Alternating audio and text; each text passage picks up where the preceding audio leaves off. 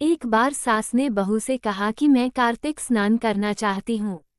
बहू बोली जरूर करो, मैं भी आपके साथ कार्तिक स्नान कर लेती हूँ। सास बोली बहू तुम्हारी तो अभी बहुत उम्र पड़ी है, तुम बाद में कर लेना। ये कहकर सास गंगा स्नान के लिए चली गई। पीछे बहू में कुम्हार के यहाँ से मिट्टी के छोटे कुंडे मंगा कर रख लिए।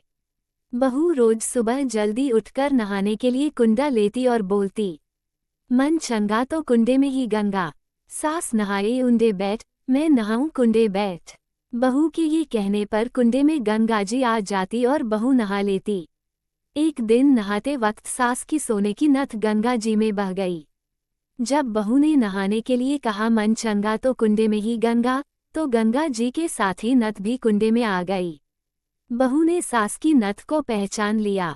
कार्तिक मास पूरा हुआ तो सास घर आ गई। बहू ने वही नथ पहनकर सास का स्वागत किया। सास ने कहा बहू ये तो मेरी नथ है, गंगा जी में गिर गई थी, तुम्हें कैसे मिली। बहू ने सास को कुंडों में गंगा जी आने और साथ में नथ आने की बात बताई। सास ने बहू से कहा कि मुझे ब्राह्मण भोजन करवाना है। बहू बोली मुझे भी करवाना है, मैंने भी कार्तिक स्नान किए हैं, व्रत उपवास भी किए हैं, पीपल पथवारी तुलसी को सींचा है, दीपक जलाया है, घर में ही भगवान की परिक्रमा लगाई है। मेरी परिक्रमा यहीं स्वीकार करने की प्रभु से प्रार्थना की है। सास को विश्वास नहीं हुआ, बोली तूने कार्तिक स्नान नहीं किए। बहू सास को अंदर ले गई और कुंडे दिखाए। वे कुंडे सोने के हो गए थे।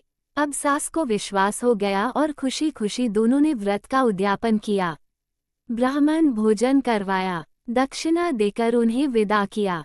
ये कथा कहने वाले, सुनने वाले और हुकारा भरने वाले सभी का कल्याण हो, सभी को ऐसा ही फल मिले। इस तरह कार्तिक स्नान शरद पूर्णिमा लड्डू शरद पूर्णिमा व्रत पर विधि विधान से पूजन करो। इसके बाद से ही सास बहू के द्वारा इस व्रत के महत्व और फल का प्रचार पूरे नगर में प्रसिद्ध हो गया। माना जाता है कि कार्तिक महत्व, कार्तिक की कहानियां रोज एक बोलनी चाहिए। शरद पूर्णिमा व्रत कथा कहने से सारी मनोकामनाएं पूरी होती है। जय श्री राधे कृष्ण।